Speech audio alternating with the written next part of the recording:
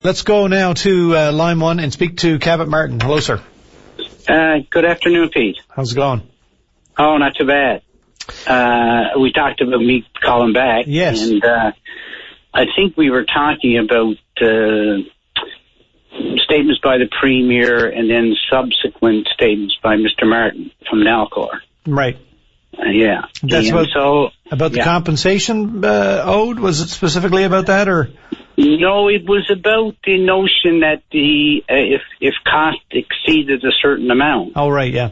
Then the project would not be the least cost option, and by implication, you would cancel it, right? Yeah. And then Mr. Martin comes on, Paddy Daly, a few days after, I don't know what it is, and sort of throws a lot of cold water on that, right? Mm-hmm.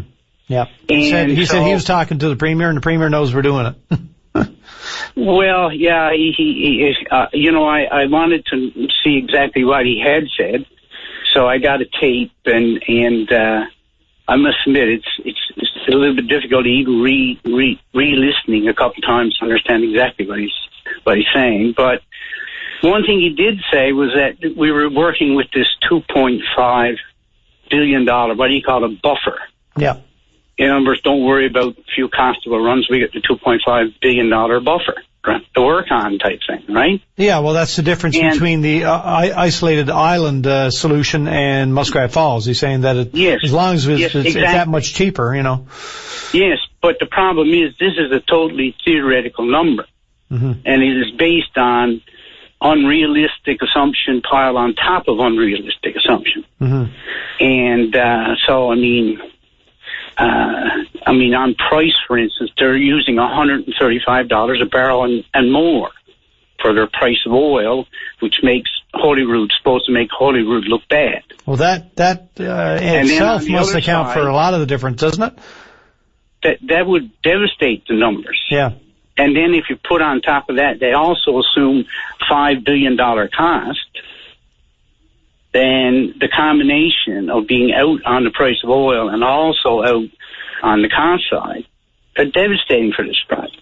Does the $5 billion reflect the same amount of power as Muskrat Falls, or an amount closer to what we actually need to serve, our demand? Well, it's the cost of the dam and the powerhouse at the river. And with Muskrat Falls. Yes. Yeah, but I'm talking about the $5 billion is. I'm talking about the estimate for the isolated island calculation. Yes. Oh, that's what it is. Okay. No. It's the estimate for the difference between the isolated island option and the Muskrat Falls project. It's supposed to be $2.5 billion, but it is not based. I don't think it ever was based on realistic numbers, but it is certainly no longer based on realistic numbers. Right. So, but Mr. Martin makes it sound like there's $2.5 billion in the bank somewhere so we can draw on it if we need it. It's fictitious. It's negative. Right? This is the problem. Anyway, it is a complicated...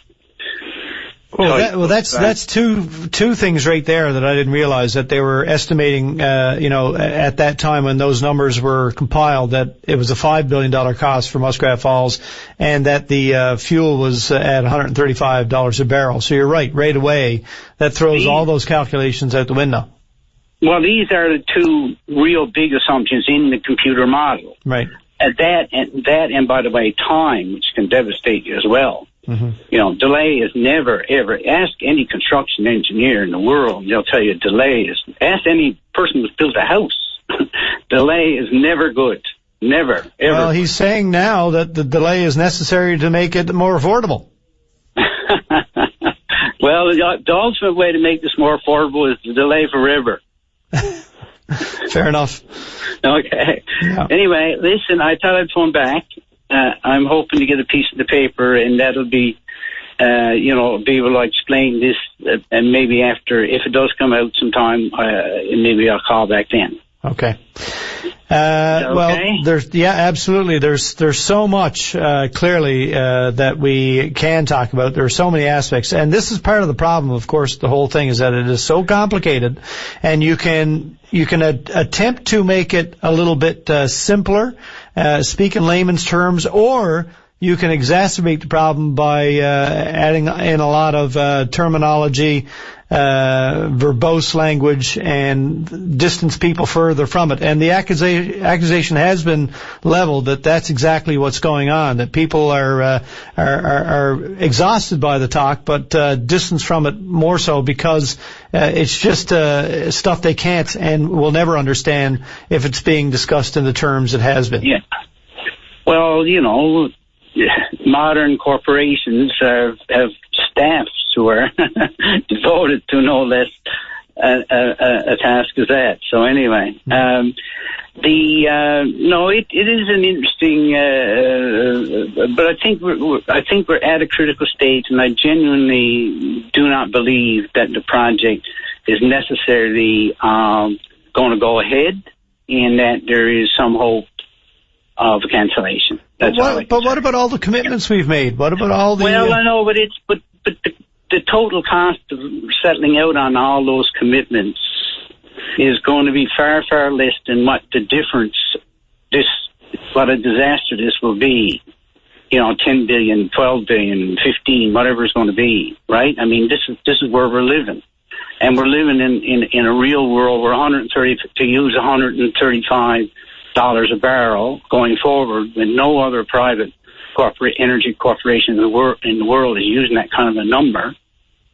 That's not sensible, So anyway, hopefully my article will try to explain it a bit better. Right? Well, I look forward to that. And another question I have is whether or not the cost of canceling this is lower or higher than the cost of saving face if and when this project is clearly no longer viable. But anyway, that's a question for another day as well. I think that that a certain number of these things are sunk costs. You can even, I don't think there will ever come a day, quite frankly, in the evolving energy world where it will make sense to do this, and we are going to be left with a terrible scar. And I didn't appreciate, and I'd say most people, let's face it, in the province didn't appreciate that Muskrat Falls was probably one of the greatest scenic and natural wonders in the province, and they've managed to go down and rip it apart on the south side of the river and created an environmental atrocity. And that's all we'll do.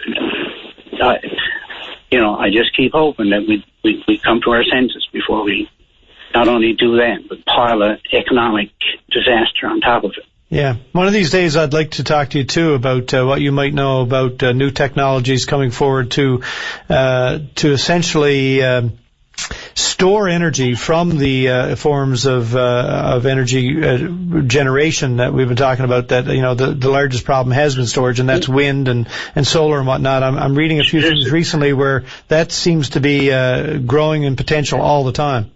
There's a tremendous energy revolution going on in the world, and you only have to do one thing. You have to beat 5 cents, because natural gas is going to be there at 5 cents, right? And everybody don't have to live. Everybody lives under 5 cents.